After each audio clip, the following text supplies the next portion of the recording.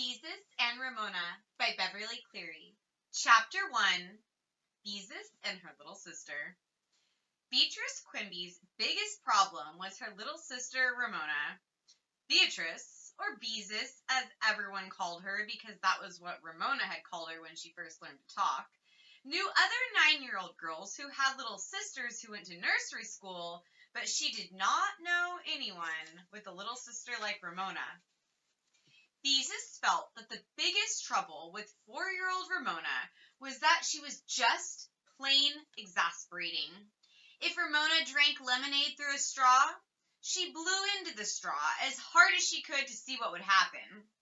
If she played with her finger paints in the front yard, she wiped her hands on the neighbor's cat. That was the exasperating sort of thing Ramona did. And then there was the way she behaved about her favorite book. It all began one afternoon after school when Beezus was sitting in her father's big chair embroidering a laughing tea kettle on a pot holder for one of her aunts for Christmas. She was trying to embroider this one neatly because she planned to give it to Aunt Beatrice, who was Mother's younger sister and Beezus's most special aunt. With gray thread, Beezus carefully outlined the steam coming from the tea kettle's spout and thought about her pretty young aunt, who was always so gay and understanding. No wonder she was her mother's favorite sister. Beezus hoped to be exactly like Aunt Beatrice when she grew up. She wanted to be a 4th grade teacher and drive a yellow convertible and live in an apartment house with an elevator and a buzzer that opened the front door. Because she was named after Aunt Beatrice, Beezus felt she might be like her in other ways too. While Beezus was sewing, Ramona, holding a mouth organ in her teeth, was riding around the living room on her tricycle. Since she needed both hands to steer the tricycle, she could blow in and out only on one note. This made the harmonica sound as if it were groaning, "Oh dear," over and over again. Beezus tried to pay no attention. She tied a small knot in the end of a piece of red thread to embroider the tea kettle's laughing mouth. "Conceal a knot as if you would a secret," grandmother always said, inhaling and exhaling into her mouth organ. Ramona closed her eyes and tried to pedal around the coffee table without looking. "Ramona!" cried Beezus. "Watch where you're going." When Ramona crashed into the coffee table, she opened her eyes again. "Oh dear, moaned the harmonica. Around and around pedaled Ramona, inhaling and exhaling. Beezus looked up from her pot holder. "Ramona, why don't you play with Bendix for a while?" Bendix was Ramona's favorite doll. Ramona thought Bendix was the most beautiful name in the world. Ramona took the harmonica out of her mouth. "No," she said. "Read my Scoopy book to me." "Oh, Ramona, not Scoopy," protested Beezus. "We've read Scoopy so many times." Instead of answering, Ramona put her harmonica between her teeth again and pedaled around the room, inhaling and exhaling. Beezus had to lift up her feet every time Ramona rode by. The knot in Beezus's thread pulled through the material of her potholder, and she gave up trying to conceal it as she would conceal a secret, and tied a bigger knot. Finally, tired of trying to keep her feet out of Ramona's way, she put down her embroidery. "All right, Ramona," she said, "if I read about Scoopy, will you stop riding your tricycle around the living room and making so much noise?" "Yes," said Ramona, and climbed off her tricycle. She ran into the bedroom she shared with Beezus and returned with a battered, dog-eared, sticky book, which she handed to Beezus. Then she climbed into the big chair beside Beezus and waited expectantly, reflecting that Ramona always managed to get her own way. Beezus gingerly took the book and looked at it with a feeling of great dislike. It was called The Littlest Steam Shovel. The littlest steam shovel. On the cover was a picture of a steam shovel with big tears coming out of its eyes. How could a steam shovel have eyes, Beezus thought, and scarcely looking at the words, began for what seemed like the 100th or maybe the 1,000th time. Once there was a little steam shovel named Scoopy. One day Scoopy said, "I do not want to be a steam shovel. I want to be a bulldozer." "You skipped," interrupted Ramona. "No, I didn't," said Beezus. "Yes, you did," insisted Ramona. "You're supposed to say, 'I want to be a big bulldozer.'" "Oh, all right," said Beezus crossly. "I want to be a big bulldozer." Ramona smiled contentedly, and Beezus continued reading. "Grrr," said Scooby, doing his best to sound like a bulldozer. Beezus read on through Scoopy's failure to be a bulldozer. She read about Scoopy's wanting to be a trolley bus. "Beep, beep," honked Ramona. "A locomotive." "Ahooey, ahooey," wailed Ramona. "And a pile driver." "Clunk, clunk," shouted Ramona. Beezus was glad when she finally reached the end of the story, and Scooby learned it was best for little steam shovels to be steam shovels. "There," she said with relief, and closed the book. She always felt foolish trying to make noises like machinery. "Clunk, clunk," yelled Ramona, jumping down from the chair. She pulled her harmonica out of the pocket of her overalls and climbed on her tricycle. "Oh dear, oh dear," she inhaled and exhaled. "Ramona," cried Beezus, "you promised you'd stop if I read Scoopy to you." "I did stop," said Ramona when she had taken the harmonica out of her mouth. "Now read it again." "Ramona, Geraldine, Quimby," Beezus began and stopped. It was useless to argue with Ramona. She wouldn't pay any attention. "Why do you like that story anyway?" Beezus asked. "Steam shovels can't talk, and I feel silly trying to make all those noises." "I don't," said Ramona, and wailed, "Ahooey, ahooey," with great feeling before she put her harmonica back into her mouth. Beezus watched her little sister pedal furiously around the living room, inhaling and exhaling. Why did she have to like a book about a steam shovel anyway? Girls weren't supposed to like machinery, or so she thought. Why couldn't she like something quiet like Peter Rabbit? Mother, who had bought the littlest steam shovel at the supermarket to keep Ramona quiet while she shopped one afternoon, was so tired of Scoopy that she always managed to be too busy to read to Ramona. Father came right out and said he was fed up with frustrated steam shovels, and he would not read that book to Ramona. And furthermore, no one else was to read it to her while he was in the house. And that was that. So only Beezus was left to read Scooby to Ramona. Plainly something had to be done, and it was up to Beezus to do it. But what? Arguing with Ramona was a waste of time. So was appealing to her better nature. The best thing to do with Ramona, Beezus had learned, was to think up something to take place of whatever her mind was fixed upon. And what could take the place of the littlest steam shovel? Another book, of course. A better book. And the place to find it was certainly the library. "Ramona, how would you like me to take you to the library to find a different book?" Beezus asked. She really enjoyed taking Ramona places, which of course was quite different from wanting to go someplace herself and having Ramona insist on tagging along. For a moment, Ramona was undecided. Plainly, she was torn between wanting the littlest steam shovel read aloud again and the pleasure of going out with Beezus. "Okay," she agreed at last. "Get your sweater while I tell Mother," said Beezus. "Clunk, clunk," shouted Ramona happily. When Ramona appeared with her sweater, Beezus stared at her in dismay. "Oh no," she thought. "She can't wear those to the library."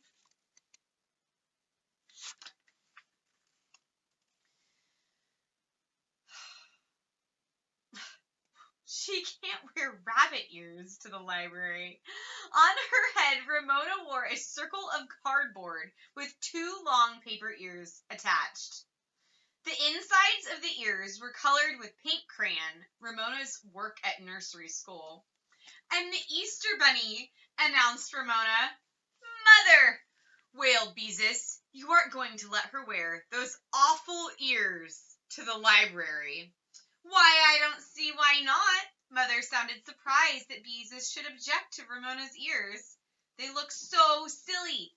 Whoever heard of an Easter Bunny in September?" Beezus complained, as Ramona hopped up and down to make her ears flop. "I just hope we don't meet anybody we know," Beezus thought as they started out the front door. But the girls had no sooner left the house when they saw Mrs. Wisser, a lady who lived in the next block, coming toward them with a friend. It was too late to turn back. Mrs. Wisser had seen them and was waving. "Why, hello there, Beatrice," Mrs. Wisser said when they met. "I see you have a dear little bunny with you today." Yes." Beezus did not know what else to say. Ramona obligingly hopped up and down to make her ears flop. Mrs. Wisser said to her friend, as if Beezus and Ramona couldn't hear, "Isn't she adorable?" Both children knew who Mrs. Wisser was talking about. If she had been talking about Beezus, she would have said something quite different. Such a nice girl, probably. A sweet child, perhaps. Adorable? Never. "Just look at those eyes," said Mrs. Wisser. Ramona beamed. She knew whose eyes they were talking about. Beezus knew too, but she didn't care. Mother said blue eyes were just as pretty as brown. Mrs. Wisser leaned over to Ramona. "What color are your eyes, sweetheart?" she asked. "Brown and white," said Ramona promptly. "Brown and white eyes!" exclaimed the friend. "Isn't that cunning?" Beezus had thought it was cunning the first time she heard Ramona say it about a year ago. Since then, she had given up trying to explain to Ramona that she wasn't supposed to say she had brown and white eyes, because Ramona always answered, "My eyes are brown and white," and Beezus had to admit that, in a way, they were. "And what is this little bunny's name?" asked Mrs. Wisser's friend. "My name is Ramona Geraldine Quimby," answered Ramona, and then added generously, "My sister's name is Beezus." "Beezus!" exclaimed the lady. "What an odd name. Is it French?" "Oh, no," said Beezus, wishing, as she so often did, that she had a more common nickname like Betty or Patsy. She explained as quickly as she could how she happened to be called Beezus. Ramona did not like to lose the attention of her audience. She hitched up the leg of her overalls and raised one knee. "See my scab?" she said proudly. "I fell down and hurt my knee, and it bled and bled." "Ramona!"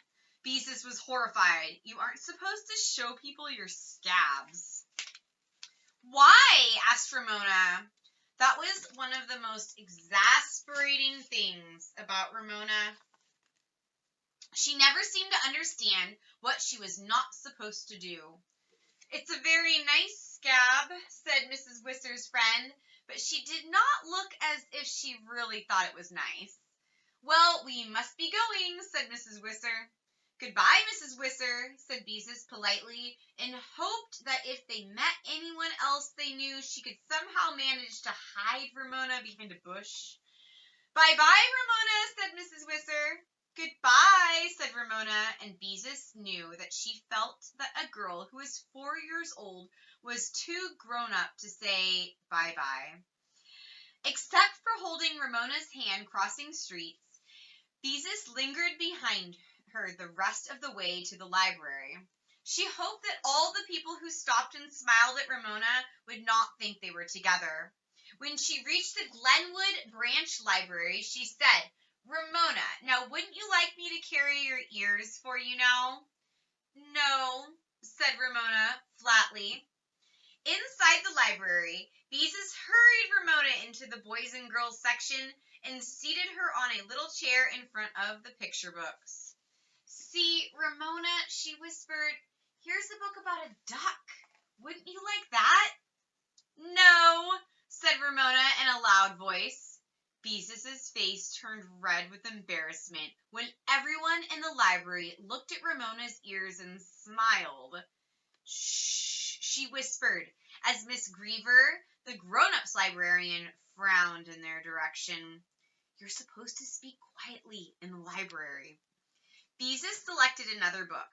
Look, Ramona, here's a funny story about a kitten that falls into the goldfish bowl. Wouldn't you like that? No, said Ramona in a loud whisper. I want to find my own book. If only Miss Evans, the children's librarian, were there, she would know how to select a book for Ramona. Beezus noticed Miss Griever glance disapprovingly in their direction while the other grown-ups watched Ramona and smiled. All right, you can look, Beezus agreed to keep Ramona quiet. I'll go find a book for myself. When Beezus had selected her book, she returned to the picture book section where she found Ramona sitting on the bench with both arms clasped around a big, flat book. I found my book, she said, and held it up for Beezus to see.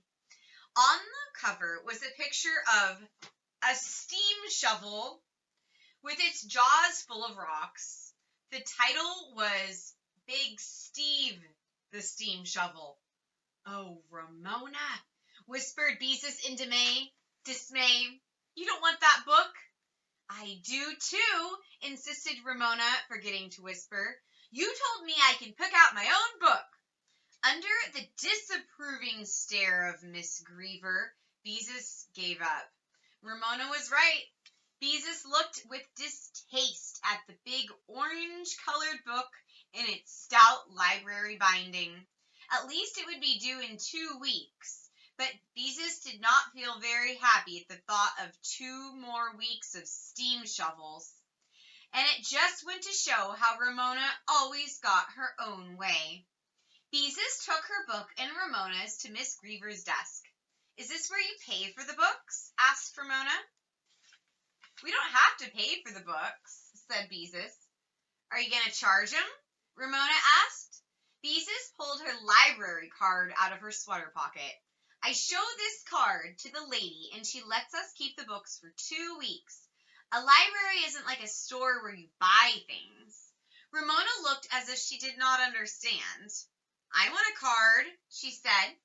You have to be able to write your own name before you can have a library card, Beezus explained. I can write my own name, said Ramona. Oh, Ramona, said Beezus. You can't either. Perhaps she really does know how to write her name, said Miss Griever, as she took a card out of her desk. Beezus watched doubtfully while Miss Griever asked Ramona her name and age. Then the librarian asked Ramona what her father's occupation was. When Ramona didn't understand, she asked, What kind of work does your father do? He mows the lawn, said Ramona promptly. The librarian laughed. I mean, how does he earn his living? Somehow Beezus did not like to have Miss Griever laugh at her little sister. After all, how could Ramona be expected to know what father did? He works for the Pacific Gas and Electric Company, PG&E, Beezus told the librarian. Miss Griever wrote this down on the card and shoved it across the desk to Ramona. Write your name on this line, she directed. Nothing daunted, Ramona grasped the pencil in her fist and began to write. She bore down so hard that the tip snapped off the lead, but she wrote on. When she laid down the pencil, Beezus picked up the card to see what she had written. The line on the card was filled with, That's my name, said Ramona proudly. That's just scribbling, Beezus told her. It is too my name, insisted Ramona, while Miss Griever quietly dropped the card into the wastebasket. I've watched you write, and I know how. Here, Ramona, you can hold my card. Beezus tried to be comforting. You can pretend it's yours. Ramona brightened at this, and Miss Griever checked out the books on Beezus's card. As soon as they got home, Ramona demanded, "Read my new book to me." And so Beezus began. Big Steve was a steam shovel. He was the biggest steam shovel in the whole city. When she finished the book, she had to admit she liked Big Steve better than Scoopy. His only sound effects were tooting and growling. He tooted and growled in big letters on every page. Big Steve did not shed tears or want to be a pile driver. He worked hard at being a steam shovel, and by the end of the book, Beezus had learned a lot about steam shovels. Unfortunately, she did not want to learn about steam shovels. Oh, well, she guessed she could stand 2 weeks of Big Steve. "Read it again," said Ramona enthusiastically. "I like Big Steve. He's better than Scoopy." "How would you like me to show you how to really write your name?" Beezus asked, hoping to divert Ramona from steam shovels. "Okay," agreed Ramona. Beezus found pencil and paper and wrote Ramona, Ramona,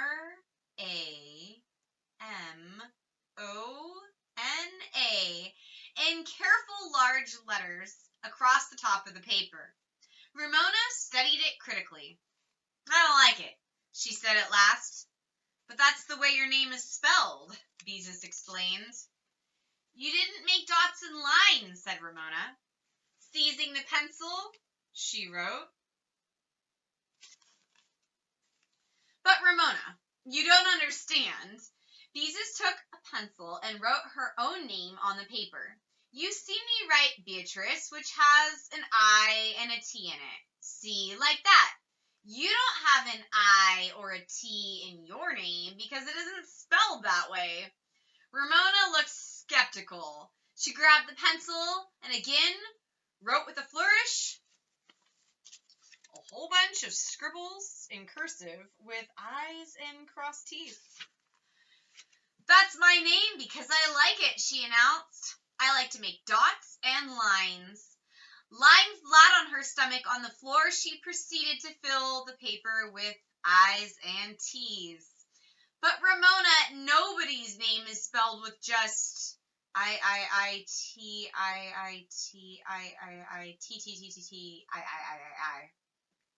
Beezus stopped. What was the use? Trying to explain spelling and writing to Ramona was too complicated. Everything became difficult when Ramona was around, even an easy thing like taking a book out of the library. Well, if Ramona was happy thinking her name was spelled with I's and T's, she could go ahead and think it. The next 2 weeks were fairly peaceful. Mother and father soon tired of tooting and growling, and like Beezus, they looked forward to the day Big Steve was due at the library. Father even tried to hide the book behind the radio, but Ramona soon found it. Beezus was happy that one part of her plan had worked. Ramona had forgotten the littlest steam shovel now that she had a better book. On Ramona's second trip to the library, perhaps Miss Evans could find a book that would make her forget steam shovels entirely. As for Ramona, she was perfectly happy. She had 3 people to read aloud a book she liked, and she spent much of her time covering sheets of paper with I's and T's. Sometimes she wrote in pencil, sometimes she wrote in crayon, and once she wrote in ink until her mother caught her at it. Finally, to the relief of the rest of the family, the day came when Big Steve had to be returned. "Come on, Ramona," said Beezus. "It's time to go to the library for another book." "I have a book," said Ramona, who was lying on her stomach writing her version of her name on a piece of paper with purple crayon. "No, it belongs to the library," Beezus explained, glad that for once Ramona couldn't possibly get her own way. "It's my book," said Ramona, crossing several T's with a flourish. "Beezus is right, dear," observed Mother. "Run along and get Big Steve." Ramona looked sulky, but she went to the bedroom. In a few minutes, she appeared with Big Steve in her hand and a satisfied expression on her face. "It's my book," she announced. "I wrote my name in it." Mother looked alarmed. "What do you mean, Ramona?" "Let me see." She took the book and opened it.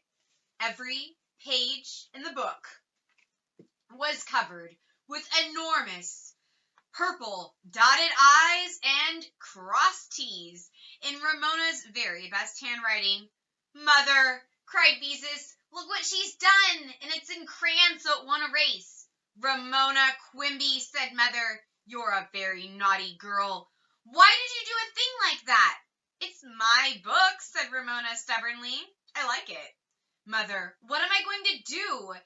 Beezus demanded. "It's checked out on my card and I am responsible. They won't let me take any more books out of the library and I won't have anything to read and it'll all be Ramona's fault. She's always spoiling my fun and it isn't fair." Beezus didn't know what she would do without her library card. She couldn't get along without library books. She just couldn't. That was all. "I do not spoil your fun," stormed Ramona. "You have all the fun. I can't read, and it isn't fair." Ramona's words ended in a howl as she buried her face in her mother's skirt. "I couldn't read when I was your age, and I didn't have someone to read to me all the time, so it is too fair," argued Beezus. "You always get your own way because you're the youngest." "I do not," shouted Ramona, "and you don't read all the time. You're mean." "I am not mean," Beezus shouted back. "Children," cried Mother, "stop it, both of you. Ramona, you were a very naughty girl." A loud sniff came from Ramona, and "Beezus," her mother continued, "the library won't take your card away from you. If you'll get my purse, I'll give you some money to pay for the damage to the book. Take Ramona along with you, explain what happened, and the librarian will tell you how much to pay." This made Beezus feel better. Ramona sulked all the way to the library, but when they got there, Beezus was pleased to see that Miss Evans, the children's librarian, was sitting behind the desk. Miss Evans was the kind of librarian who would understand about little sisters. "Hello, Beatrice," said Miss Evans. "Is this your little sister I've heard so much about?" Beezus wondered what Miss Evans had heard about Ramona. "Yes, this is Ramona," she said, and went on hesitantly. "And Miss Evans, I'm a bad girl," interrupted Ramona, smiling winningly at the librarian.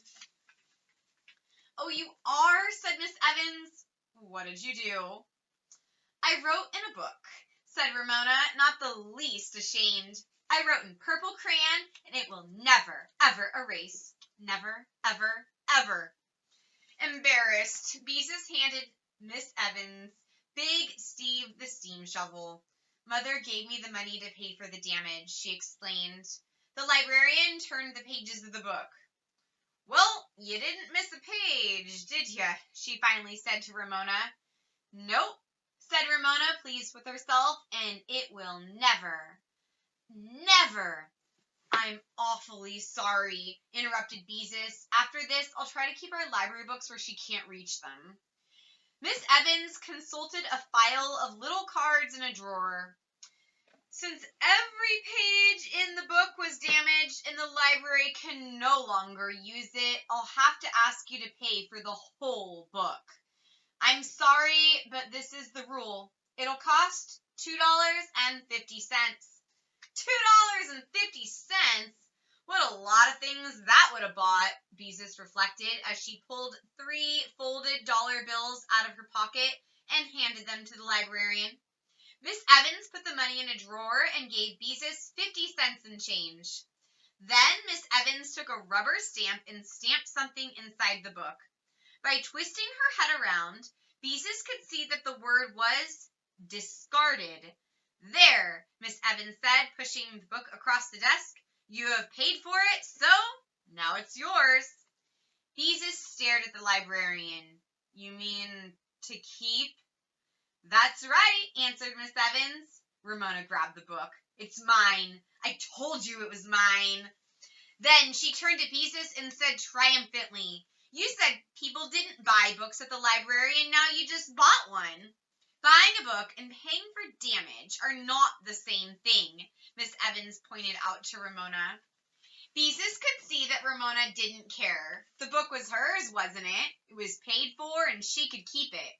"And that's not fair," thought Beezus. Ramona shouldn't get her own way when she had been naughty. But Miss Evans, protested Beezus, if she spoils a book, she shouldn't get to keep it. Now, every time she finds a book she likes, she will... Beezus did not go on. She knew very well what Ramona would do, but she wasn't going to say it out loud in front of her. I see what you mean. Miss Evans looked thoughtful. Give me the book, Ramona, she said. Doubtfully, Ramona handed her the book. Ramona, do you have a library card? Miss Evans asked. Ramona shook her head. Then Beezus must have taken the book out on her card, said Miss Evans. So the book belongs to Beezus. Why, of course. Why hadn't she thought of that before? It was her book, not Ramona's. Oh, thank you, said Beezus gratefully as Miss Evans handed the book to her. She could do anything she wanted with it. For once, Ramona did not know what to say. She scowled and looked as if she were building up to a tantrum. You've got to read it to me, she said at last. Not unless I feel like it, said Beezus. After all, it's my book. She couldn't resist adding, That's no fair. Ramona looked as if she were about to howl. It is too fair, said Beezus calmly. And if you have a tantrum, I won't read to you at all. Suddenly, as if she had decided Beezus meant what she said, Ramona stopped scowling. Okay, she said cheerfully. Beezus watched her carefully for a minute. Yes, she really was being agreeable, thought Beezus with a great feeling of relief.